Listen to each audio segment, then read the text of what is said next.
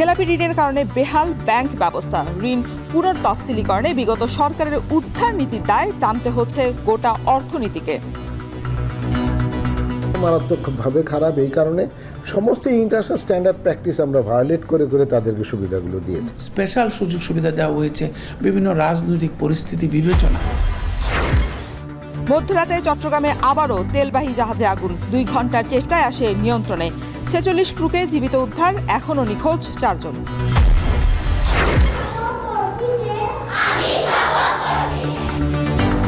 অবহেলিত শিক্ষকতা পেশায় আসতে অনাগ্রহী মেধাবীরা, শিক্ষক সংকটে ব্যাহত হচ্ছে পাঠদান। আমরা যখন সহকারী শিক্ষক হিসেবে এখানে যোগদান করি তখন আমাদের 11তম গ্রেডে আমরা প্রবেশ করি, যার বেসিক হলো 12,500 টাকা। আমরা কেন শিক্ষকতা পেশায় যাব? হ্যাঁ, গভর্নমেন্ট যদি এটা আরও ডেভেলপমেন্ট করতে পারে, এটা আরও উন্নত করতে পারে, তখন হয়তো সবাই চিন্তা করে দেখবে অর্থনৈতিকভাবে তারা কতটা ক্যাপাবল, কতটা সক্ষম, এই সক্ষমতার জায়গাগুলো আমাদেরকে চিহ্নিত করে সেই জায়গাগুলো অ্যাড্রেস করা, যাতে তুলনামূলকভাবে যাতে শিক্ষকতা পেশায় মেধাবীরা বেশি মাত্রায় আসে। এবং শেরপুরে টানা বর্ষণ ও পাহাড়ি ঢলে শতাধিক গ্রাম প্লাবিত, তলিয়ে গেছে ফসলের ক্ষেত, ভেসে গেছে মাছের ঘের।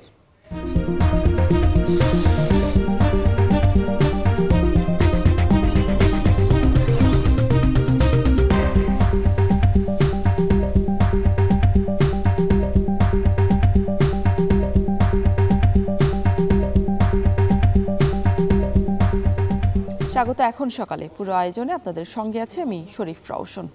বিশ্বের সবচেয়ে মজবুত আরএফএল ল্যাডার, যা 6061 গ্রেড অ্যালুমিনিয়ামে তৈরি। শক্তিশালী এমএস ক্রসবার নিশ্চিত করে সর্বোচ্চ নিরাপত্তা। RFL ladder. শুধুমাত্র উৎপাদন শিল্পেই খেলাপি ঋণে আটকে আছে 7,569 বিলিয়ন টাকা। কেন্দ্রীয় ব্যাংকের প্রতিবেদন বলছে আর মাত্র 3% বাড়লেই 5টি ব্যাংক তাদের সিআরএআর সংরক্ষণে ব্যর্থ হবে। এমনকি 3 শীর্ষ ঋণ গ্রহীতা অর্থ ফেরত না দিলে 16টি ব্যাংক হারাবে তাদের মূলধন। নাম না প্রকাশের শর্তে কর্মকর্তারা জানিয়েছেন রাইট অফেও যেতে পারছে না ব্যাংকগুলো। বিস্তারিত জানাচ্ছেন সেলিয়া সুলতানা। সাবেক প্রধানমন্ত্রী শেখ হাসিনা ফুপু, অর্থমন্ত্রী মোস্তফা কামাল চাচা আর বেনজির আহমেদ কাজিন। ব্যাংকপাড়ায় এমনটাই পরিচয় পদ্মা ব্যাংকের সাবেক চেয়ারম্যান চৌধুরী নাফিস শরাফতের। বিগত সরকারের শেষ 13 বছরে পুঁজিবাজার ও ব্যাংক খাতে তার দখলদারিত্বে পদ্মা ব্যাংকে ধস নামে। এমনকি বিভিন্ন ব্যাংকের পরিচালনা পর্ষদের কারসাজি ও নিজের লোক বসানোর অভিযোগও রয়েছে। সালমান এফ রহমান বিএবির চেয়ারম্যান ও সাবেক গভর্নর আব্দুর রউফ তালুকদারের সাথে সখ্যতায় ভুল বিনিয়োগ কারসাজিতেও নাম আছে তার। আছে বিদ্যুৎ প্রকল্পে বিনিয়োগের নামে অর্থ লোপাটের অভিযোগ। দুদকের হিসেবে অবৈধ সম্পদের পরিমাণ প্রায় 3,000 কোটি টাকা থাকলেও আর্থিক খাতে তার বিরুদ্ধে নেই কোনো অভিযোগ। কাজিন বেনজিরের মতো চৌধুরী নাফিস সবার চোখে ধুলো দিয়ে দেশ ছেড়ে পালিয়েছেন। বিগত সরকারের বেলাগাম সুবিধার সুযোগে এখন দেশ ছেড়ে পালাচ্ছেন ব্যাংকার্স আর ব্যবসায়ীরা। পালাতে গিয়েও ধরা পড়েছেন কেউ কেউ। কিন্তু অবাধ সুযোগ দিয়ে অর্থ লোপাটকারীদের বিরুদ্ধে ব্যবস্থা বা আটকানোর সুযোগ যেন বন্ধ করে রেখে গেছেন সাবেক গভর্নর। মাত্র 2% দিয়েই ইচ্ছাকৃত খেলাপি যখন পুনঃতফসিল করার সুযোগ পান, তখন গত বছর পৃষক পরিস্থিতিতে পড়ে ব্যাংক খাত। আমাদের যেহেতু দেউলিয়া আইনটি নাই, সেক্ষেত্রে ব্যাংকের হাতে তো কোনো অস্ত্র নাই। এখানে রিশিডিউলিংয়ের আইন বলে সেটা হচ্ছে 15% ডাউন পেমেন্ট দিতে হবে, আর ওইটা বলে 2% ডাউন পেমেন্ট দিয়ে বড় লোনগুলা। তো এগুলা তো তাদেরকে লিওয়ে দেওয়া। 15 সালেই বলা ছিল যে এইগুলোকে আর ফার্দার আর রিশিডিউলিং করা হবে না। তারপরে তো আবার লোটাস কামাল সাহেব আসলেন, এসে আবার উনি শুরু করে দিলেন। তো এই এবং উনি যে শুরু করেছে এটা আরও মারাত্মকভাবে খারাপ, এই কারণে সমস্ত ইন্টারন্যাশনাল স্ট্যান্ডার্ড প্র্যাকটিস আমরা ভায়োলেট করে করে তাদেরকে সুবিধাগুলো দিয়েছি। এই ধরনের সুযোগ সুবিধাগুলোর একটা রিভিউ করানো, যে কোনো একটা ফার্মকে দিয়ে এতে করে কোনো লাভ হয়েছে কিনা, এই ধরনের যে স্পেশাল সুযোগ সুবিধা দেওয়া হয়েছে বিভিন্ন রাজনৈতিক পরিস্থিতি বিবেচনায়। সরকারের আস্থাভাজনদের নিয়ন্ত্রণের সুযোগে 2023 সালের সেপ্টেম্বরে দেশের 61টি ব্যাংকের মধ্যে পৃষক পরিস্থিতিতে দেশের 10টি ব্যাংক ন্যূনতম সিআরএআর রাখতে পারেনি। বছর শেষে অভিঘাত পর্যালোচনায় আসে মাত্র 3 গ্রহীতার কাছে আটকে আছে 10 ব্যাংকের মূলধন। যা ফেরাতে না পারলে 10% হারে ব্যাংকগুলো ন্যূনতম capital to risk weighted asset ratio বা সিআরএআর সংরক্ষণ করতে ব্যর্থ হবে। এখন শিল্প খাতে খেলাপি ঋণে আটকে আছে 54.32% বেশি অর্থ। এরপরেই আছে পোশাক খাত। সাবেক ব্যাংকাররা বলছেন, ঋণ খেলাপিদের এমন সুযোগ বন্ধ না হলে হুমকিতে পড়বে ব্যাংক। এছাড়া পাওয়া যাবে না ব্যাংক খাতের মূল চিত্র। Loan rescheduling can't change the status of the loan. আপনি শুধুমাত্র ক্লাসিফাইড লোন কতটুকু অতটুকু দেখলে তো হবে না। আপনি রিশিডিউলিং করতেছেন, আপনি রাইট অফ করতেছেন, এইগুলো এবং যেগুলো আবার নিয়মের বাইরে, আমরা যদি নিয়ম ধরি তাহলে তো আরও খারাপ অবস্থা হবে। এদিকে যে খেলাপি ঋণ রয়েছে তা আর মাত্র 3% বাড়লে 5টি ব্যাংক তাদের সিআরএআর রাখতে ব্যর্থ হবে। আন্তর্জাতিক আইন লঙ্ঘন করে খেলাপি ঋণের সংজ্ঞা পরিবর্তনের সাথে সাথে আদালতে আটকে থাকা অমীমাংসিত মামলার নিষ্পত্তি করে ব্যাংকে টাকা ফেরানোর পরামর্শ অর্থনীতি বিশ্লেষকদের। অফসাইট সুপারভিশন ডিপার্টমেন্টকে নিয়ে ব্যাংকগুলোকে বলা উচিত নির্দিষ্ট ব্যাংকগুলোকে অবিলম্বে অর্থঋণ আদালতে কেস করার জন্য। দ্বিতীয় হচ্ছে, অর্থঋণ আদালত কেস করলেও লাভ হবে না, সাথে সাথে ওই সমস্ত দুষ্ট ঋণ গ্রহীতারা, খেলাপি ঋণ গ্রহীতারা, তারা হাইকোর্টে চলে যাবে। ডিসেম্বর শেষে দেশে ব্যাংকিং খাতে ঝুঁকিপূর্ণ সম্পদের পরিমাণ দাঁড়িয়েছে 4.87 লাখ কোটি টাকা। 2022 সালে যা ছিল 3.78 লাখ কোটি টাকা। সেলিয়া সুলতানা, এখন, ঢাকা। চট্টগ্রাম বন্দরের বহির্নোঙরে বাংলাদেশ শিপিং কর্পোরেশনের তেলবাহী জাহাজ বাংলার সৌরভে মধ্যরাতে অগ্নিকাণ্ডের ঘটনা ঘটে। 2 ঘন্টার চেষ্টায় আগুন নিয়ন্ত্রণে আনে কোস্টগার্ড। জীবিত উদ্ধার করা হয় 46 জন ক্রুকে, তবে এখনও নিখোঁজ 4 জন। উদ্ধার অভিযানে অংশ নেয় কোস্টগার্ডের টাকশিপ বিজিটি প্রমত্ত ও মেটাল শার্ক 03। মোট 4টি দলে বিভক্ত হয়ে কাজ করে কোস্টগার্ডের সদস্যরা। এর আগে গত 30 সেপ্টেম্বর তেলবাহী জাহাজে বাংলার জ্যোতিতে অগ্নিকাণ্ডের ঘটনা ঘটে, এতে প্রাণ হারায় 2 জন।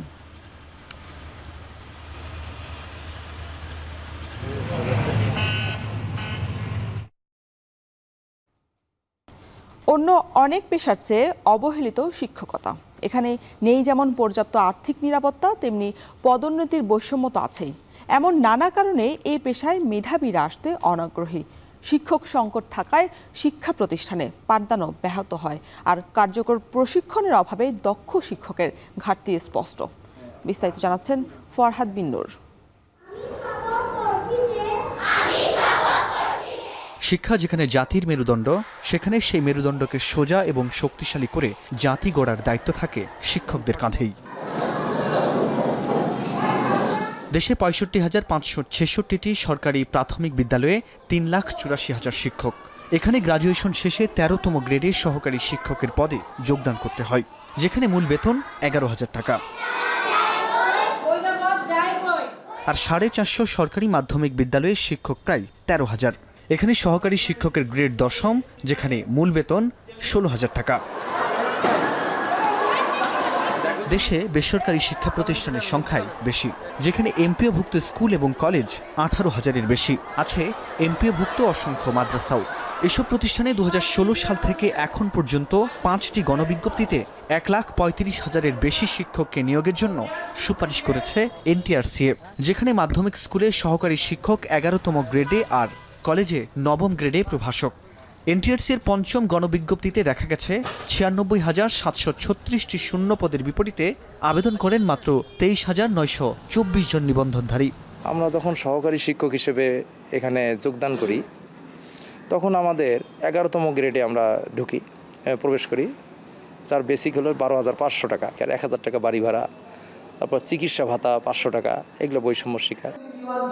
অন্যদিকে বিসিএস পরীক্ষায় উত্তীর্ণ হয়ে শিক্ষা ক্যাডারে প্রভাষক 9ম গ্রেডে যোগদানের পর সবশেষ অধ্যাপক হিসেবে অবসর নিতে হয় 4র্থ গ্রেডেই। ক্যাডার বৈষম্যে পদোন্নতির দীর্ঘসূত্রতা তো আছেই।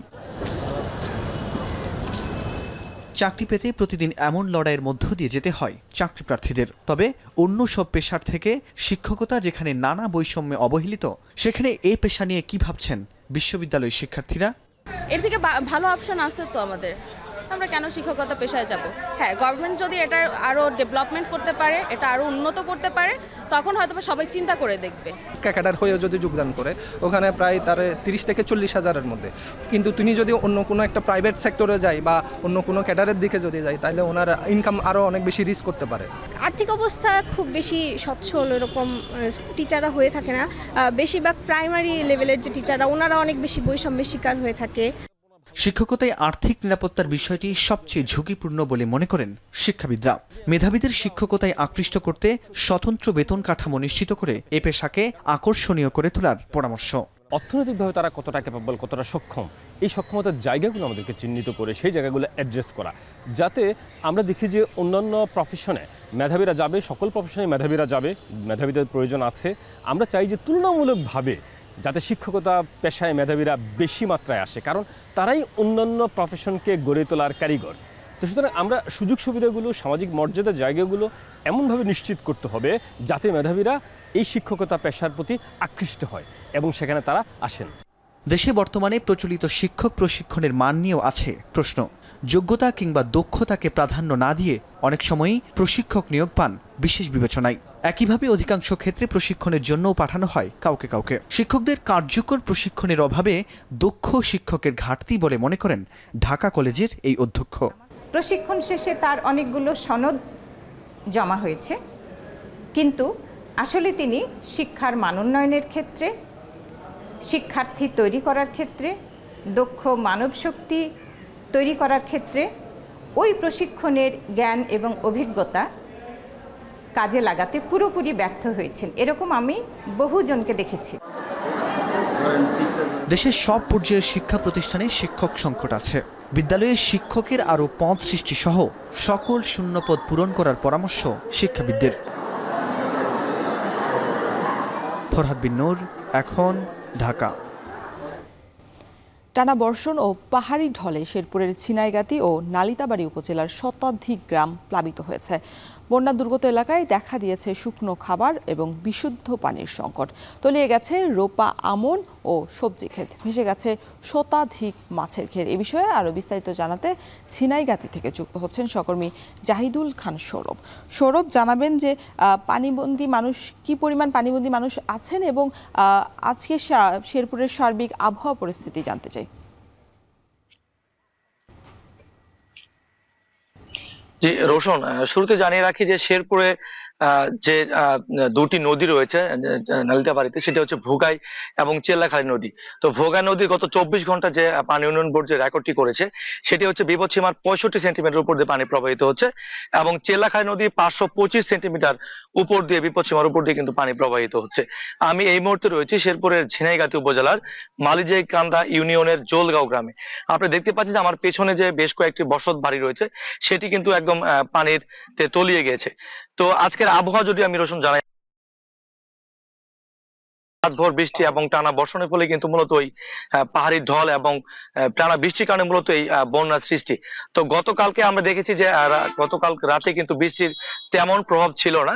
তো আজকে কিন্তু বৃষ্টি না থাকার কারণে কিন্তু পানির যে প্রবাহ সেটা কিন্তু তীব্র আকারে বেড়ে চলছে। তো এখানে বেশ কয়েকজন স্থানীয়দের সাথে আমি কথা বলেছিলাম, তারা বলছেন যে 88 সালের পরে কিন্তু তারা এরকম বৃহৎ বন্যা এই প্রথমবার দেখলেন। তারা মনে করছেন যে এটা মূলত ভারতীয় পানি এবং এই ভারত থেকে পানি আসার ফলেই তারা কিন্তু এই ভোগান্তিতে পড়েছেন।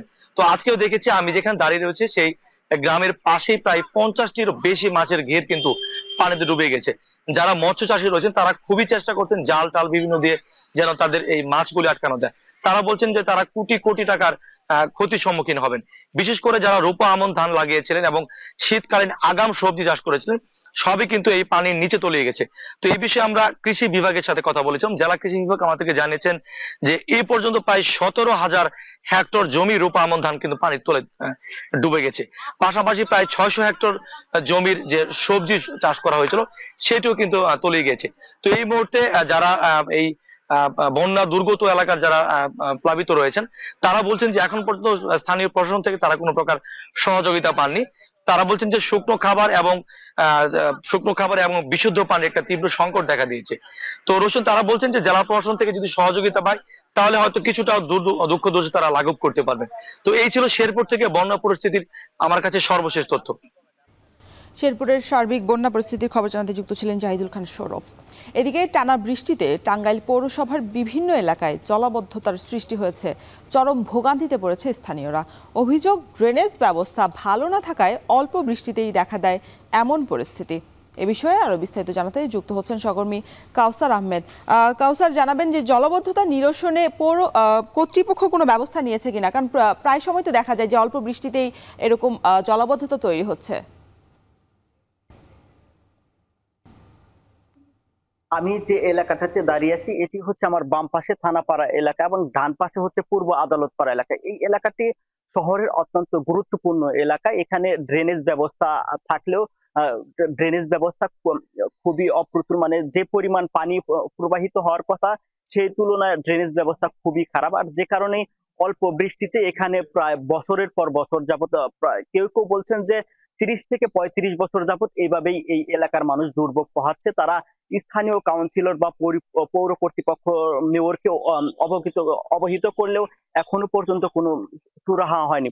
ফলে দিনের পর দিন, মাসের পর মাস, বছরের পর বছর এই অঞ্চলে যারা আছেন তাদের চরম দুর্ভোগ পোহাতে হচ্ছে। এই এলাকা ছাড়াও আমাদের সাবালিয়া বিশ্বাস বেদকা, আমার পেছনে রয়েছে টেক্সটাইল ইনস্টিটিউট, সেই কলেজের সামনেও হাঁটু পানি, আমার পেছনেও হাঁটু পানি।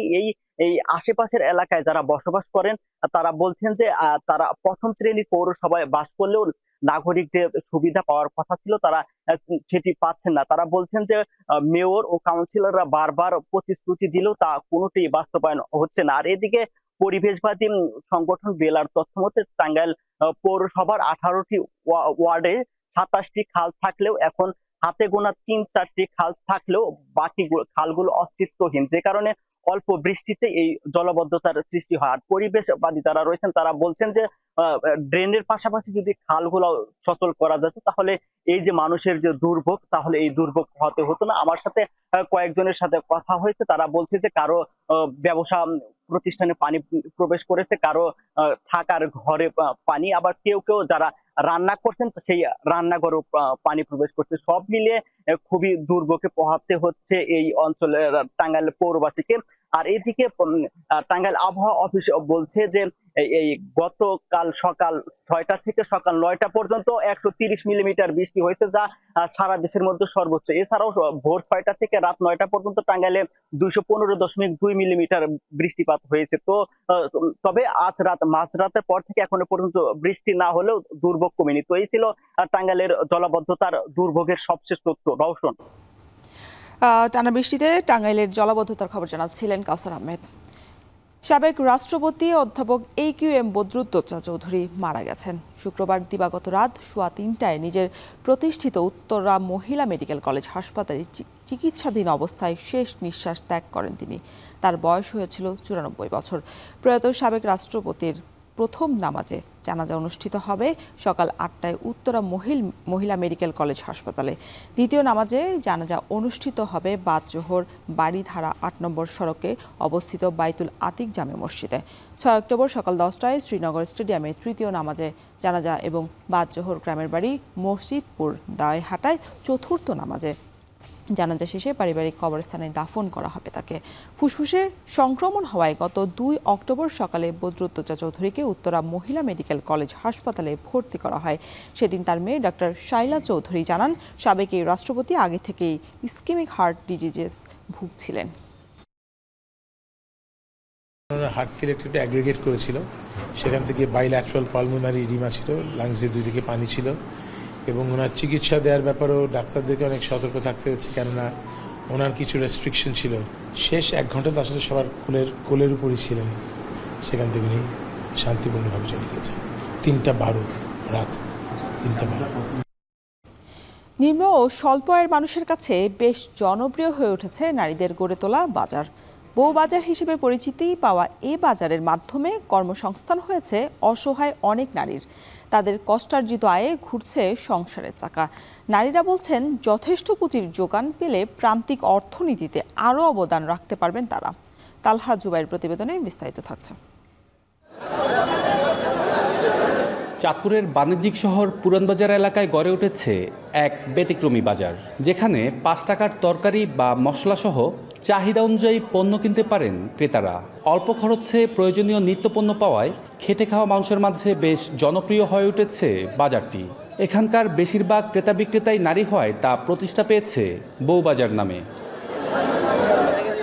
যেখানে কর্মসংস্থান হয়েছে 2 শতাধিক সংগ্রামী নারীর। তাদেরই একজন পুরানবাজার এলাকার বরফকল শ্রমিক নজরুল ইসলামের স্ত্রী শিল্পী বেগম। সংসারের চাকা সচল রাখতে 4 বছর আগে স্বামীর পাশাপাশি কাজে নামেন শিল্পী। স্বামী স্ত্রীর কষ্টার্জিত আয়ে ঘুরছে তাদের সংসারের চাকা। আমার স্বামী যেটা ইনকাম করে সেটা দেখা গেছে আমরা চলতে পারি না, সেজন্য আমিও আমার স্বামীর লগে হেল্প করতে নামছি। আরেক সংগ্রামী নারী সেলিনা আক্তার। 50 ছুঁই এই নারী স্বামী মারা যাওয়ার পর জীবনযুদ্ধে টিকে থাকতে একসময় নদীতে মাছ ধরতেন। নানান প্রতিকূলতায় বন্ধ হয় সেই আয়ের পথ। অবশেষে আশ্রয় হয় বউবাজারে। ডালিয়া গতন দুগা কিনি, বেহারি গতন দুগা কিনি, দুগা করে কিনে একটা চালান ফুরাই এনে বেচা কিনি করি, ডাল চলের টেয়াল্লা আন ঠিকই আমার দেয়। তাদের মতো অনেক অসহায় নারীর জীবনযুদ্ধে টিকে থাকতে সহায় হয়ে উঠেছে বউবাজার। চাঁদপুর শহরের পুরানবাজার নতুন রাস্তায় অবস্থিত বউবাজারের 2 শতাধিক নারী রাস্তার 2 পাশে বসে নিত্য প্রয়োজনীয় পণ্য বিক্রি করে জীবিকা নির্বাহ করছেন। যারা গরিব হেরা 10 টিয়ার 20 টিয়ার 5 টাকার হদায় হেরা নিয়ে খায়। আমরা যদি 500-1000 টাকা এন থেকে যদি ইনকাম করতে আমাকে সংসারটা চালাতে পারি। চালান ফুজি ভাই 2-3000 টাকা হলে আমি ধরেন বেচা কিনি করে যাই, এই চালান ফুজি বেশি নেই। দৈনিক সকাল 8টা থেকে শুরু হয়ে দুপুর 12টা পর্যন্ত চলা বাজারে ক্রেতাদের প্রায় সবাই অসচ্ছল নিম্ন আয়ের মানুষ। এখানে মনে করেন 5 টিয়া 10 টিয়ার হদায় জিনিসপত্র পাওয়া যায়, কম দামে মাছ পাওয়া যায়, সবকিছু মনে করেন সস্তাভাবে এদের পাওয়া যায়। এখান তো বাংতি হদায় নেই, আমরা তো পুরো সদাই নিতে পারি না। ইচ্ছা গরিবের জন্য এই বাজারই ভালো। আমরা 10 টাকা 5 টাকা 20 টাকার যে সময় যে পারি নিয়ে খাই। প্রান্তিক জনপদের অর্থনীতিতে অবদান রাখার পাশাপাশি এই বাজারে ব্যবসা করে নারীরা তাদের সন্তানদের শিক্ষিত করার পাশাপাশি ভূমিকা রাখছেন সংসারে। ভালো পুঁজি পেলে বাড়বে তাদের ব্যবসার পরিধি। উইমেন চেম্বার চেষ্টা করতেছি যে কিভাবে এদেরকে এই পুঁজিটা আরো বাড়িয়ে দেওয়া যায়। এই বাড়ানোর হলেই কিন্তু ওদের উন্নয়নটা আরো উন্নতি হবে, যেই কারণে আমরা খুব চেষ্টা করতেছি যাতে ওদেরকে আরো বেশি স্বাবলম্বী করা যায়। প্রায় 1.5 দশক আগে গড়ে তোলা বাজারটিতে বর্তমানে 2 শতাধিক ভ্রাম্যমাণ দোকানি বিভিন্ন পণ্যের পসরা সাজিয়ে বসেন, যেখানে প্রতিদিন বেচাকেনা হয় 4 থেকে 5 লাখ টাকার পণ্য। তালহা জুবাইর, এখন চাঁদপুর। কুষ্টিয়ার খোকসা উপজেলায় এখন বিলুপ্ত প্রায় আবহমান গ্রাম বাংলার নকশি কাঁথা। রং বেরঙের কাঁথা কম্বলের ভিড়ে হারিয়ে যাচ্ছে গ্রাম বাংলার ঐতিহ্যবাহী এই শিল্পটি। এছাড়া খরচের তুলনায় কাঙ্ক্ষিত দাম না পাওয়ায় অনেকেই ছাড়ছেন এই কাজ। এ অবস্থায় নারীদের স্বাবলম্বী করে তুলতে নানামুখী উদ্যোগ গ্রহণের কথা জানিয়েছে উপজেলা মহিলা বিষয়ক অধিদপ্তর। কুষ্টিয়া থেকে সোহেল পারভেজের প্রতিবেদন। কোনো কাঁথায় ফুল, আবার কোনোটাতে ফুটে উঠেছে গ্রামীণ জীবনের চিত্র। সূচের ভোর আর বাহারি রঙের সুতার মিশ্রণে এমন বিভিন্ন নকশা স্থান পাচ্ছে কাঁথায়। তৈরি হচ্ছে গ্রাম বাংলার ঐতিহ্যবাহী নকশি কাঁথা। এভাবেই নকশি কাঁথা তৈরি করে জীবিকা নির্বাহ করছেন কুষ্টিয়ার খোকসা উপজেলার নারীরা। প্রতি মাসে তাদের আয় 8 থেকে 10 হাজার টাকা। এই আয় দিয়ে সংসার চালানোর পাশাপাশি লেখাপড়ার খরচ যোগাচ্ছেন অনেকে। আধুনিকতা ও রুচির পরিবর্তনে দিনে দিনে হারিয়ে যেতে বসেছে এই শিল্প। শ্রমের ন্যায্য মূল্য না পেয়ে অনেকেই ছাড়ছেন এই পেশা। আগে অসংখ্য নারী এই হস্তশিল্পের সাথে যুক্ত থাকলেও এখন কাজ করছেন হাতে গোনা 30 থেকে 40 জন। এই শিল্পকে বাঁচিয়ে রাখতে সরকারি সহায়তার দাবি সংশ্লিষ্টদের। বিভিন্ন রঙের সুতা ব্যবহার করি, সেগুলো ক্রমে ক্রমে দাম বৃদ্ধি পাচ্ছে, কিন্তু আমাদের মজুরির বৃদ্ধি পাচ্ছে না। বিদেশি জিনিস কম্বল, খাতা কম্বল আসার কারণে আমাদের এই সুনামটা এখন আর নেই। এতে যদি সরকার আমাদেরকে একটু সাহায্য করতো তাহলে আমরা আর একটু সহযোগিতা পেতাম আর কি। নকশি কাঁথা তৈরিতে সম্পৃক্ত নারীদের স্বাবলম্বী করতে নানামুখী পদক্ষেপ নেয়ার কথা জানান উপজেলা মহিলা বিষয়ক অধিদপ্তরের কর্মকর্তারা। উমেন ট্রেনিং সেন্টারে দর্জি বিজ্ঞান ট্রেডে প্রশিক্ষণ দেওয়া হয়। 3 মাস পর পর সার্কুলার দেওয়া হয়ে থাকে। এখানে 30 জন করে প্রশিক্ষণার্থী ভর্তি হয় এবং প্রতিদিনে যাতায়াত ভাতা হিসেবে 100 টাকা করে সরকার অনুদান দিয়ে থাকেন। সরকারি সহায়তা পেলে ঐতিহ্যবাহী এই শিল্পকে টিকে রাখা সম্ভব বলে মনে করেন নকশি কাঁথা তৈরি ও বিপণনের সাথে জড়িতরা। এখন কুষ্টিয়া। ক্ষমতার পালাবদলে অনিশ্চিত ব্রাহ্মণবাড়িয়ার আশুগঞ্জ আখাউড়া 4 লেন মহাসড়কের নির্মাণ কাজ। আওয়ামী সরকারের পতনের পর ভারতীয় ঠিকাদারি প্রতিষ্ঠানের কর্মকর্তা কর্মচারীরা নিজ দেশে ফেরত যাওয়ায় 1.5 মাসেরও বেশি সময় ধরে বন্ধ মহাসড়কের নির্মাণ কাজ। এছাড়া ঠিকাদারি প্রতিষ্ঠানের অধীনে থাকায় সংস্কার না হওয়ায় বেহাল দশা সড়কের 4 কিলোমিটার অংশের। আর দীর্ঘদিন নির্মাণ কাজ বন্ধ থাকায় যাত্রীদের দুর্ভোগ আরও দীর্ঘ হচ্ছে। তাই মহাসড়কটি দ্রুতই যান চলাচলের উপযোগী করার দাবি স্থানীয়দের। আরও জানাচ্ছেন আজিজুল সঞ্চয়।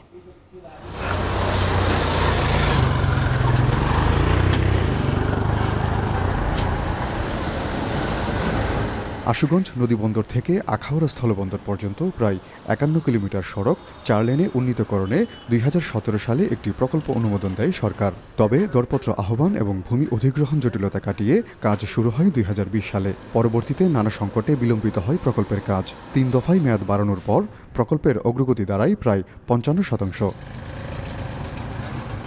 তবে গত 5 আগস্টের গণঅভ্যুত্থানের পর নিরাপত্তাহীনতার কারণ দেখিয়ে প্রকল্পের ভারতীয় ঠিকাদারি প্রতিষ্ঠান আফকনস ইনফ্রাস্ট্রাকচার লিমিটেডের প্রায় 300 কর্মকর্তা কর্মচারী নিজ দেশে চলে যান।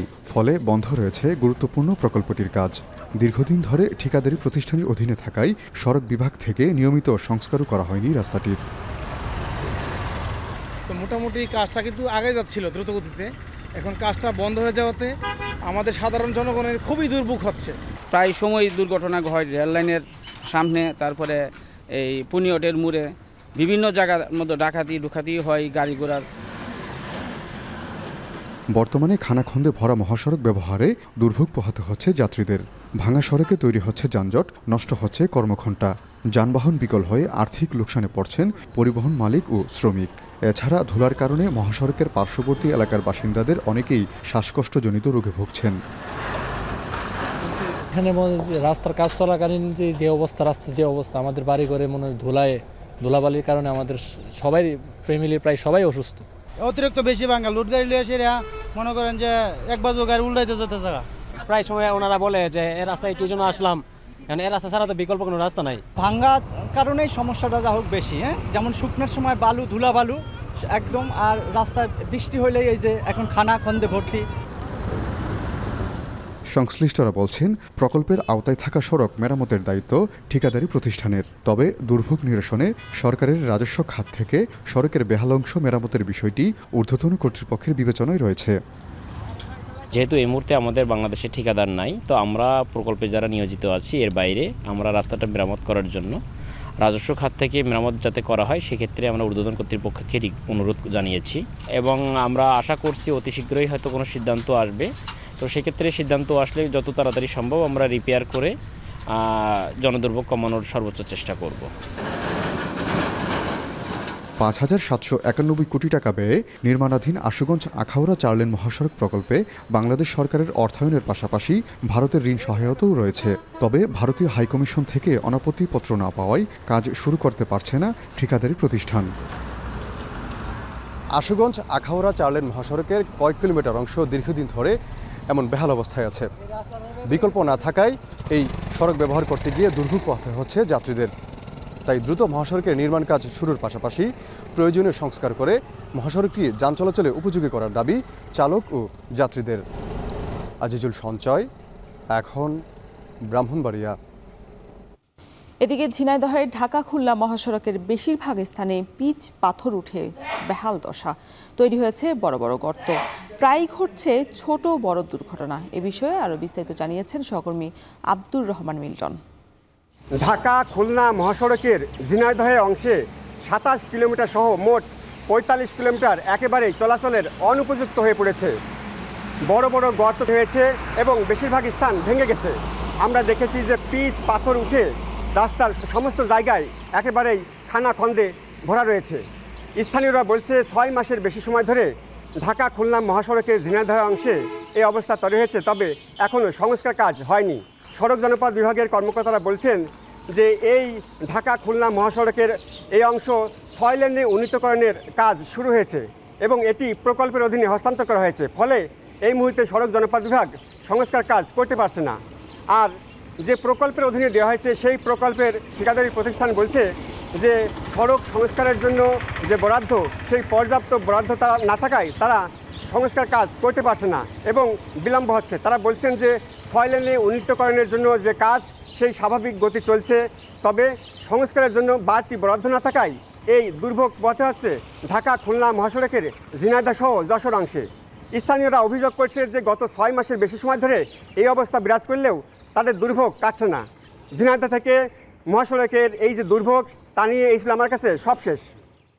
দেশের সবচেয়ে মজবুত আরএফএল ল্যাডার, যা 6061 গ্রেড অ্যালুমিনিয়ামে তৈরি। শক্তিশালী এমএস ক্রসবার নিশ্চিত করে সর্বোচ্চ নিরাপত্তা। RFL ladder. 1 বছরেও পুনর্নির্মাণ হয়নি বগুড়ার করতোয়া নদীর ওপর নির্মিত ফতেহ আলী ব্রিজ। টানা বৃষ্টি ও স্রোতে দেখা দিয়েছে সাঁকো ভেঙে পড়ার শঙ্কা। ঝুঁকিপূর্ণ বাঁশের সাঁকো দিয়ে পারাপার হচ্ছেন অন্তত 12 লাখ মানুষ। দুর্ঘটনা এড়াতে বিকল্প পথ ব্যবহারে বাড়ছে পরিবহন খরচ, নষ্ট হচ্ছে সময়। বিস্তারিত জানাচ্ছেন রাজীব সেলিম। বগুড়া শহরের সাতমাথা থেকে কয়েকশো মিটার পূর্বে প্রবাহিত হচ্ছে করতোয়া নদী। জেলার পূর্ব দিকের মানুষদের শহরে যোগাযোগের একমাত্র ভরসা ফতেহ আলী সেতু। তবে এটি ভেঙে ফেলায় ভোগান্তিতে 4 উপজেলার 12 লাখ মানুষ। প্রায় 1.5 বছর আগে পুনর্নির্মাণ শুরু হলেও হয়নি দৃশ্যমান কোনো কাজ। 2018 সালে সেতুটি ঝুঁকিপূর্ণ ঘোষণা করে ভারী যান চলাচল বন্ধ করা হয়। 2023 সালের মে মাসে 20 কোটি টাকা ব্যয়ে শুরু হয় সেতুর পুনর্নির্মাণের কাজ। বিকল্প পথ নির্মাণ না করে পুরনো সেতু ভেঙে ফেলায় ভোগান্তি বাড়ে স্থানীয়দের। এ অবস্থায় বাঁশের সাঁকো দিয়ে ঝুঁকি নিয়েই পার হতে হচ্ছে নদী। তবে তীব্র স্রোতে বাঁশের সাঁকোটিও ভেসে যাওয়ার শঙ্কায় দুপারের মানুষ। এই বাসের ব্রিজের ওপর দিয়ে 4টা থানার লোকজন চলাচল করে, যেটা খুবই ঝুঁকিপূর্ণ। এই বাসের ব্রিজ দিয়ে মানুষের যাওয়া আসা চরম কষ্ট। বাসের ব্রিজ যাতে আসতে ছোট বাচ্চাদের পা ঢুকে যায় ব্রিজের ওই বাসের ফোকা দিয়ে, তারা অনেক খাম হয়। অ্যাম্বুলেন্স, ফায়ার সার্ভিস এগুলো অনেক ঘুরে আসে। ব্রিজ পার হওয়ার সময় অনেক ভিড় থাকে। প্রচুর ভিড়ের কারণে অনেকের হয়তো বাসে লোহা থাকে, সেই লোহা বেঁধে আর কারো কাপড় ছিঁড়ে যাচ্ছে। ক্লাস টাইমও পার হয়ে যায়, দেরি হয়ে যায় প্রচুর। তবে বেশি বিপাকে পড়েছেন ব্যবসায়ীরা। কয়েক কিলোমিটার পথ ঘুরে পণ্য আনা নেয়া করতে হয় নদীর দুপারের বড় 2 বাজার ফতেহ আলী ও চাষি বাজারের ব্যবসায়ীদের। এতে একদিকে বাড়ছে খরচ, অন্যদিকে নষ্ট হচ্ছে সময়। কয়েকটা দিন হয়ে যাচ্ছে, আজ হচ্ছে কাল হচ্ছে, কাজ ঠিক মতো হচ্ছে না। নামে 2 দিন করে তার 7 দিনই বন্ধ থাকে। আমাদের মাল কিনে এফসির ব্রিজ দিয়ে ঘুরে আসতে হয়, না হলে দত্তবাড়ি দিয়ে ঘুরে আসতে হয়। ভ্যান ভাড়াও অনেক টাকা দিতে হয়। গেল মে মাসে শেষ হওয়ার কথা ছিল সেতুর পুনর্নির্মাণ কাজ। নির্ধারিত সময়ের প্রায় 4 মাস পেরিয়ে গেলেও কাজ হয়েছে কেবল 70%। কাজের মেয়াদকাল বৃদ্ধি করা হয়েছে 2025 সালের জানুয়ারি পর্যন্ত। নদীতে আসলে অনেক পানি ছিল, যার জন্য ওই সেতুর নির্মাণ কাজ শুরু করতে আমাদের 2-3 মাস দেরি হয়ে যায়। সর্বোপরি আমাদের ফতেহ আলী ব্রিজের চেলোপাড়া ফতেহ আলী বাজার এন্ডে আমাদের ল্যান্ড অ্যাকুইজিশন ছিল এবং এই ল্যান্ড অ্যাকুইজিশন কাজটা আমরা শেষ করতে পেরেছি 2024 সালের মার্চ মাসে। সুতরাং এই 3টি কারণে আমাদের আসলে এই সেতুর নির্মাণ কাজে আমাদের সময় লেগে যায়। নরবরে এই বাঁশের সাঁকোর উপর দিয়ে বগুড়া জেলার পূর্ব অংশের 4টি উপজেলার মানুষের পাশাপাশি কালীতলা জামথল ঘাট হয়ে বগুড়া শহরের সাথে নিয়মিত যোগাযোগ রয়েছে জামালপুরের মানুষেরও। বর্ধিত সময়ের মধ্যে তাই গুরুত্বপূর্ণ এই সেতু নির্মাণের দাবি স্থানীয়দের। রাজীব সেলিম, এখন বগুড়া। থাইল্যান্ডের এক জলহস্তী শাবকের সামাজিক যোগাযোগ মাধ্যমে রয়েছে মিলিয়ন মিলিয়ন ভক্ত, আর এই জনপ্রিয়তাকে পুঁজি করে চলছে রমরমা ব্যবসা।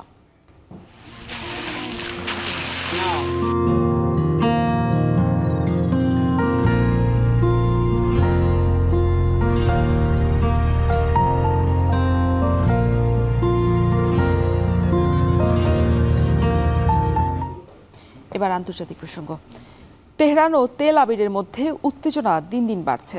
ইসরায়েলের সঙ্গে যুদ্ধে জড়ালে ইরান কি আদৌ পাবে মিত্রদের সমর্থন? এর মধ্যেই হামাস হিজবুল্লাহর পাশাপাশি ইসরায়েলি ভূখণ্ডে হামলার মাধ্যমে প্রতিরোধ অব্যাহত রেখেছে ইয়েমেনের হুতি বিদ্রোহীরা এবং ইরাকের সশস্ত্র গোষ্ঠীগুলো। কিন্তু আঞ্চলিক যুদ্ধে প্রভাব ফেলার সক্ষমতা এসব গোষ্ঠীর কতটা? বিস্তারিত জানাচ্ছেন নুজহাত কামাল। প্রায় ১ বছর ধরে লোহিত সাগর, এডেন উপসাগর আর বাব আল মান্দেব প্রণালীতে বাণিজ্যিক জাহাজ লক্ষ্য করে নিয়মিত হামলা চালাচ্ছে ইয়েমেনের হুতি বিদ্রোহীরা। লক্ষ্য গাজায় আগ্রাসন বন্ধে ইসরায়েলের ওপর চাপ তৈরি। একই লক্ষ্যে ইসরায়েলি ভূখণ্ডে হামলা চালিয়ে আসছে লেবাননের সশস্ত্র রাজনৈতিক সংগঠন হিজবুল্লাহ। গেল সপ্তাহে বৈরুতে ইসরায়েলের বড় ধরনের বিমান হামলায় প্রাণ যায় ৩ দশকের বেশি সময় হিজবুল্লাহর নেতৃত্বে থাকা হাসান নাসরাল্লাহর। তারপর থেকেই সরাসরি যুদ্ধের ঝুঁকিতে মধ্যপ্রাচ্যের প্রধান দুই প্রতিদ্বন্দ্বী ইরান ও Israel. Israel has been trying in the past few weeks to try to weaken considerably Hezbollah in a perspective, obviously, of having increasing gains in Lebanon, and this with the support of the US. অবরুদ্ধ গাজা উপত্যকায় শাসক দল Hamas, লেবাননের Hezbollah, ইয়েমেনের হুতিদের পৃষ্ঠপোষকতার জন্য আগে থেকেই যুক্তরাষ্ট্র ও পশ্চিমা বিশ্বের চক্ষুশূল ইরান। ইরান ইসরায়েলের সর্বাত্মক যুদ্ধের শঙ্কা জোরালো হতে থাকার মধ্যেই ইসরায়েলের সমর্থনে অবস্থান বারবার স্পষ্ট করেছে কয়েক দশকের মিত্র যুক্তরাষ্ট্র। এমন পরিস্থিতিতে নাসরাল্লাহকে হত্যার পরেই লেবানন ও গাজায় হামলা বন্ধে ইসরায়েলে আক্রমণ অব্যাহত রাখার ঘোষণা দেয় হুতি বিদ্রোহীরা। ইসরায়েলের রাজধানী তেল আবিবে সেনাবাহিনীর কয়েকটি ঘাঁটি আর লোহিত সাগর তীরবর্তী বন্দর নগরী এইলাতে চালায় ড্রোন হামলাও। তখন থেকেই হুতিদের পাশাপাশি ইসরায়েলকে লক্ষ্য করে ক্ষেপণাস্ত্র ও ড্রোন হামলা চালিয়ে যাচ্ছে ইরাকের সশস্ত্র শিয়া বিদ্রোহীরাও। Further, Iran's stance on this regard was that there is no interest at all into dragging the entire West Asia into a full-fledged all-out war scenario. But indeed, with respect to the developments that we are observing, যুক্তরাষ্ট্র, Jordan সহ বিভিন্ন দেশের সহযোগিতায় আকাশ প্রতিরক্ষা ব্যবস্থার মাধ্যমে Iran ও মিত্র গোষ্ঠীগুলোর বেশিরভাগ হামলা নস্যাতের দাবি করেছে ইসরায়েল। যদিও ক্ষয়ক্ষতি অনেকটা কমিয়ে দেখাচ্ছে ইসরায়েল, রয়েছে এমন সমীকরণও। হুতিদের দাবি মাত্র 11 মিনিটে 2000 কিলোমিটার দূর থেকে ইসরায়েলের কেন্দ্রে আঘাত হানা হাইপারসনিক ক্ষেপণাস্ত্র ধ্বংস করতে পারেনি ইসরায়েল। ইরানের বিরুদ্ধে হামলায় অংশ নিলে বা সহযোগিতা করলে ইরাক সহ মধ্যপ্রাচ্যের বিভিন্ন দেশে মার্কিন সামরিক ঘাঁটিতেও হামলার হুমকি ইরাকি গোষ্ঠীগুলোর। এ অবস্থায় গাজা, লেবাননের পর ইরাকেও ইসরায়েলের হামলার হুমকির জবাবে ইরাকি সশস্ত্র গোষ্ঠীগুলোর পাল্টা হুঁশিয়ারি, ইসরায়েলকে ঠেকাতে প্রয়োজনে পুরো অঞ্চলের তেলের মজুদ উড়িয়ে দেবে তারা। খনিজ তেলের প্রশ্নে ইরান সমর্থিত গোষ্ঠীগুলোই শক্ত অবস্থানে রয়েছে বলে মনে করছেন বিশ্লেষকরা। বলছেন, তেহরানের ধৈর্যের পরীক্ষা নিচ্ছে Israel. Israelis tested it for a couple of times in the past months after the assassination of Ismail Haniyeh, after the attack on Iranian consulate, and after the assassination of the Hezbollah Secretary General Said Hassan Nasrallah, and a long list of obnoxious behaviors that they conducted against Iran. পারস্য উপসাগর ভিত্তিক জ্বালানি রপ্তানি খাতে বাধা এলে ভুগবে তেলের আন্তর্জাতিক বাজার, বিশ্ব অর্থনীতি, সমগ্র ইউরোপ, আমেরিকা। 2019 সালের সেপ্টেম্বরে সৌদি আরবের রাষ্ট্রীয় ও বিশ্বের সর্ববৃহৎ তেল সংস্থা আরামকোর দুটি কারখানায় হুতিদের এক হামলায় দিনে তেল উত্তোলন কমে গিয়েছিল 50 লাখ ব্যারেল, যা সৌদি আরবের মোট উত্তোলনের অর্ধেক এবং বিশ্ববাজারে সরবরাহের 5%। সৌদি আরব, সংযুক্ত আরব আমিরাত, কাতার, বাহরাইন সহ তেল সমৃদ্ধ মধ্যপ্রাচ্যের যে কোনো দেশে যুক্তরাষ্ট্রের সামরিক ঘাঁটি থেকে ইরানে হামলা হলে কিংবা ইরানের আকাশসীমা ব্যবহার হলে এসব দেশকে শত্রু হিসেবে ধরে নেবে এবং পাল্টা হামলা চালাবে বলে সতর্ক করেছে ইরান। নুজহাত কামাল, এখন বিশ্ব। আরএফএল গিজারে আছে ওয়ার্ল্ড ফ্লো টেকনোলজি, যা পানি গরম করে 20% কম বিদ্যুৎ খরচে, আর একবার অন করলেই পানি গরম থাকে 24 ঘন্টা। আরএফএল গিজার, উষ্ণ পানির পরশ। জন্মের 100 দিন পার হওয়ার আগেই সামাজিক যোগাযোগ মাধ্যমে রীতিমতো সেলিব্রিটিতে পরিণত হয়েছে থাই হিপো নামে খ্যাত এক জলহস্তি শাবক। থাই হিপোর জনপ্রিয়তাকে কাজে লাগিয়ে নিত্য নতুন পণ্য বাজারে আনছেন উদ্যোক্তারা। রীতিমতো ফ্র্যাঞ্চাইজি খুলে বসেছেন অনেকে। অদ্ভুত এই জলহস্তি শাবকের গল্প জানাবেন সতীর্থ কর্মকার। থাইল্যান্ডের কাউকিয়াও চিড়িয়াখানা। গভীর যত্নে জলহস্তির যে শাবকটিকে গোসল করানো হচ্ছে সেটি যেন তেন কোনো জলহস্তির ছানা নয়। সামাজিক মাধ্যমে কয়েক মিলিয়ন ফলোয়ার আছে মু ড্যাং নামের এই জলহস্তিটির। গেল জুলাই মাসে কাউকিয়াওয়ের এই মুক্ত চিড়িয়াখানায় মুডেংয়ের জন্ম। থাই পিগ নামেই বেশি পরিচিত হলেও পিগমি প্রজাতির এই জলহস্তিটির উৎপত্তি পশ্চিম আফ্রিকায়। উজ্জ্বল গোলাপি গাল আর হৃষ্টপুষ্ট শরীর নিয়ে জন্ম নেয়ায় শাবকটির নাম রাখা হয় মুডেং, থাই ভাষায়, যার অর্থ হচ্ছে তুলতুলে শুকরছানা। এছাড়া মুডেংয়ের সাথে জন্ম নেয়া বাকি দুই সহোদরের নাম রাখা হয়েছে পর্ক স্টু ও সুইট পর্ক। সামাজিক মাধ্যমে মুডেংয়ের ভিডিও খুঁজলে দেখা যায় জলহস্তির ছানাটি রীতিমতো এক ইন্টারনেট সেন্সেশনে পরিণত হয়েছে। তবে শুধু ইন্টারনেট নয়, থাইল্যান্ডের ক্ষুদ্র উদ্যোক্তাদের জন্যও নতুন বাজার সৃষ্টি করেছে এই থাই হিপো। রাজধানী ব্যাংককের ভিয়েতনাম ক্যাফেতে গিয়ে ডেজার্ট সেকশনের সামনে দাঁড়ালেই বোঝা যাচ্ছে দেশটিতে থাই হিপো মুডেংয়ের জনপ্রিয়তা কতখানি। অবিকল জলহস্তি শাবক মুডেংয়ের আদলে বানানো হয়েছে কেক, আর সেই কেকের স্বাদ নিতে বাড়ছে ক্রেতাদের ভিড়। 10 দিনে এই হিপো কেক বিক্রি করে আয় হয়েছে $3000-এরও বেশি অর্থ। ตั้งแต่มีเค้กน้องหมูเด้งเข้ามาก็คือเราไม่ได้หลับไม่ได้นอนเลยครับก็คือมานั่งทำน้องหมูเด้งทุกวันจนถึงเช้าเลยแล้วก็สามารถสร้างรายได้เป็นหลักแสนก็อร่อยดีค่ะเนื้อเค้กแบบว่านิ่มๆแล้วก็มีซอสสตรอเบอรี่อร่อยค่ะ একজন ক্রেতার অনুরোধে হিপো কেক বানাতে শুরু করে ভিয়েতনাম ক্যাফে। সেই ভিডিও সামাজিক মাধ্যমে পোস্ট করার পর 60 থেকে 70 লাখ মানুষের নজরে আসে হিপো কেক। ঠিক সেদিনই 100-র বেশি অর্ডার পায় ক্যাফেটি। শুধু পেস্ট্রি কেক নয়, থাইল্যান্ডের খেলনার বাজারেও রাজত্ব করছে জলহস্তি শাবকটি। প্রতিষ্ঠার সময় থেকে পপ কালচার নিয়ে কাজ করছে blind box art toys. 3D প্রিন্টারের সাহায্যে এবার মুডেংয়ের পুতুল বানিয়ে রীতিমতো আলোচনায় খেলনা প্রস্তুতকারক প্রতিষ্ঠানটি।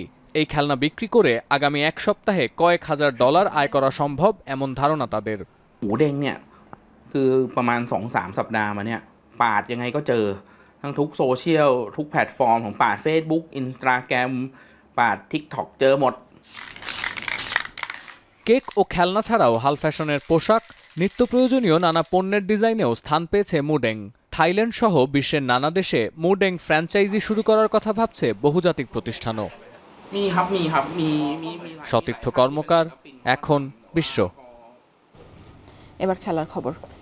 ইংল্যান্ড শক্তিশালী প্রতিপক্ষ হলেও টি-20 বিশ্বকাপে আত্মবিশ্বাস নিয়েই লড়াইয়ে থাকবে বাংলাদেশের নারীরা।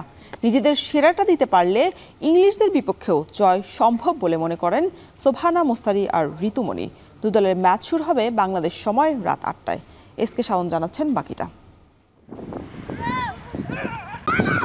স্কটল্যান্ড ম্যাচের পরদিন কোনো অনুশীলন রাখেনি বাংলাদেশ টিম ম্যানেজমেন্ট। তারপরও দুবাইয়ে ঐচ্ছিক অনুশীলনে বাংলাদেশের 6 ক্রিকেটার। নিজেদের প্রথম ম্যাচে স্কটিশদের হারিয়ে টাইগ্রেসরা যে ফুরফুরে মেজাজে আছেন তা ছবিতেই পরিষ্কার। গ্রুপ পর্বের দ্বিতীয় ম্যাচে জাহানারাদের প্রতিপক্ষ শক্তিশালী ইংল্যান্ড, যে দলটির সাথে কালে ভদ্রে খেলার সুযোগ মিলে বাংলাদেশের। আরও সহজ করে বললে ইংলিশদের সাথে টি-20 বিশ্বকাপের বিগত কয়েকটি আসর ছাড়া কখনো দ্বিপাক্ষিক সিরিজ খেলতে পারেনি বাংলাদেশ। সীমিত ওভারের ক্রিকেটে ইংল্যান্ড একরকম অচেনা প্রতিপক্ষ হলেও তাদের বিপক্ষে ম্যাচ নিয়ে আশাবাদী টাইগ্রেস ব্যাটার। ইংল্যান্ড বরাবরই ভালো, ওয়ার্ল্ড র্যাঙ্কিংয়ে সবসময় থাকে 1, 2, 3-এর মধ্যে। তারপরও আমাদের খুব বেশি খেলা হয়নি ইংল্যান্ডের সাথে। তারপরও আশাবাদী যে আমরা আমাদের লাস্ট ওডিআই ওয়ার্ল্ড কাপে আমরা অনেক ভালো করছিলাম ইংল্যান্ডের সাথে। আমাদের যে বোলিং ইউনিটটা ছিল অনেক ভালো করছে। সো আশাবাদী ইংল্যান্ডের সাথে আমাদের সর্বোচ্চ দেওয়া, তারপর আসলে রেজাল্ট বলে দিবে কি হবে। টি-20-র সাবেক বিশ্ব চ্যাম্পিয়ন ইংল্যান্ড র্যাঙ্কিংয়ে বাংলাদেশের চেয়ে ঢের এগিয়ে দলটি। ইংলিশদের বিপক্ষে সংক্ষিপ্ত ফরম্যাটের বিশ্ব আসরে 3 বারের দেখায় কখনোই জিততে পারেনি বাংলাদেশ। তবে শক্তিশালী প্রতিপক্ষকেও ছাড় দিতে নারাজ টাইগ্রেসরা। মোটামুটি বেস্ট টিম, ভালো টিম। তারপরও হচ্ছে আমাদের দিক থেকে কোনো দিক থেকে ছাড় দেব না। আমরা আশা করছি আমরা যদি একটা টার্গেটে দিতে পারি উইনটা আমাদের কাছেই আসবে। শক্তিমত্তায় এগিয়ে থাকা দলটির বিপক্ষে জেতা যে বাংলাদেশের জন্য কষ্টসাধ্য ব্যাপার তা নিশ্চিত করেই বলা যায়। বিশ্ব আসরে বাংলাদেশের বিপক্ষে জয়ের ধারা অব্যাহত রাখবে ইংল্যান্ড, নাকি নতুন ইতিহাস রচনা করবে জ্যোতির দল, সেটাই দেখার অপেক্ষা। এসকে শাওন, এখন। শেষ করছি এখন সকাল, তবে তার আগে জানিয়ে দেব শিরোনামগুলো আরও একবার। খেলাপি ঋণের কারণে বেহাল ব্যাংক ব্যবস্থা, ঋণ পুনর্তফসিলীকরণের কারণে বিগত সরকারের উদারনীতির দায় টানতে হচ্ছে গোটা অর্থনীতিকে। স্পেশাল সুযোগ সুবিধা দেওয়া হয়েছে বিভিন্ন রাজনৈতিক পরিস্থিতি বিবেচনায়। মারাত্মকভাবে খারাপ, এই কারণে সমস্ত ইন্টারন্যাশনাল স্ট্যান্ডার্ড প্র্যাকটিস আমরা ভায়োলেট করে তাদেরকে সুবিধাগুলো দিয়েছি। মধ্যরাতে চট্টগ্রামে আবারও তেলবাহী জাহাজে আগুন, 2 ঘন্টার চেষ্টায় আসে নিয়ন্ত্রণে, নিহত 1, জীবিত উদ্ধার 47 ক্রু।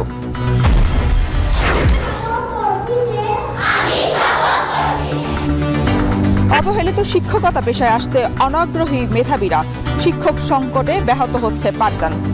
আমরা যখন সহকারী শিক্ষক হিসেবে 11তম গ্রেডে আমরা এখানে যোগদান করি, যার বেসিক হলো 12,500 টাকা। আমরা কেন শিক্ষকতা পেশায় যাব? হ্যাঁ, গভর্নমেন্ট যদি এটা আরো ডেভেলপমেন্ট করতে পারে, এটা আরো উন্নত করতে পারে, তখন হয়তো সবাই চিন্তা করে দেখবে। অর্থনৈতিকভাবে তারা কতটা ক্যাপেবল, কতটা সক্ষম, এই সক্ষমতার জায়গাগুলো আমাদেরকে চিহ্নিত করে সেই জায়গাগুলো অ্যাড্রেস করা, যাতে শিক্ষকতা পেশায় মেধাবীরা বেশি মাত্রায় আসে।